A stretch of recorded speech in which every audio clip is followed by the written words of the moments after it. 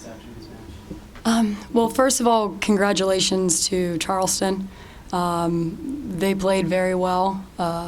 They served and passed very well, so we knew it was going to be a challenge there. Just overall thoughts about everything. From my perspective, I felt like we practiced it all week. We made a couple changes, and we left everything we possibly could out there. Courtney, tell me a little bit about your guys' ability to keep plays alive, particularly yourself, but it seemed like that was a real key in this match, was to try and keep your plays alive. Well, in practice, we try to run defensive plays as much as we can, try to run out of system plays like balls that are being shanked at left and right. And that was something key against Charleston because they're very good at placing the ball where we're not. So for us to be able to just to scoop a ball up and someone be there to get the second ball, that's something that we work on in practice that really helped us today. Coach, if you look at the statistics, everything is almost really even. So where was the difference today? You mean with Charleston and then with us? Yeah.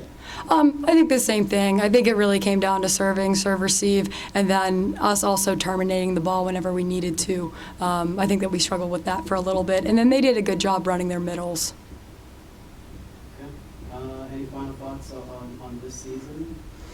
No, just, after this season finishes, I think that we did a lot of really good things, some good things that we can be proud of, that we're happy with, and then, once season ends, then we go into the next. Courtney, do you have any thoughts to reflect on? I think we're an extremely young team, so I think the MEC has something to watch out for in West Liberty in the upcoming years. All right, we're good. Thank you. Okay, thank you.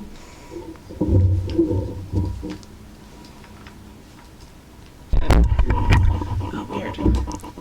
Can you see yourself? Should we scoot over? We are? Oh, we're already on. Okay. You're on. All right, Coach, if you could just go ahead and your opening thoughts about today's match, a pretty good one to open up the tournament. Yeah, it always feels good getting that first round win.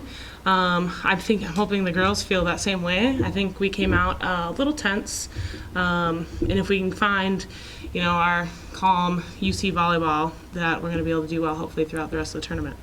They talked about your guys' ability to place the ball. I know that you had a few more errors probably than you liked. Was that trying to help you balance the tightness and trying to be a little bit too perfect? I think so. And, these girls work so hard and they try really to be perfect and super finite. And, yesterday we had tape down on our court and left a 1 foot perimeter around the entire court, and we're trying to get the ball there. And they really try to do that. And I think sometimes instead of, they want to be perfect instead of just okay, get the ball in. But they go for it. Can you tell me a little bit about what you saw from West Liberty today and maybe some ways that they made life difficult for you? They swung a lot harder, and they basically, the last time we played them, it was a little slower game, but they sped it up a lot more this time, and they blocked very well. Coach, they seemed like the statistics were very even, but it seemed like they were really kind of keeping plays alive and scrambling. You think your guys' ability to kind of get them out of rhythm and get them scrambling rather than in the set plays was the key?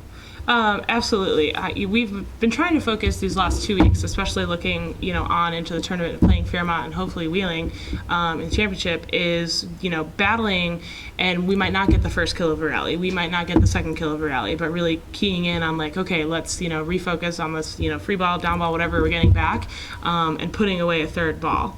And we try to get them out of system, and that's something I try to remind the girls, is they sometimes get frustrated when they don't get a kill right off serve receive, and it's well, what kind of ball did we get back? We got a free ball back, we got a down ball back, great, let's use that. And even if that ball we didn't put away, if we're still getting something easier back, we can do stuff with that.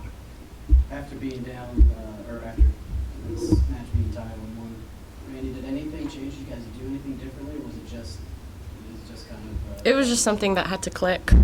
Yeah. We dug ourselves a hole at first, and then we had to figure out a way to get out of it.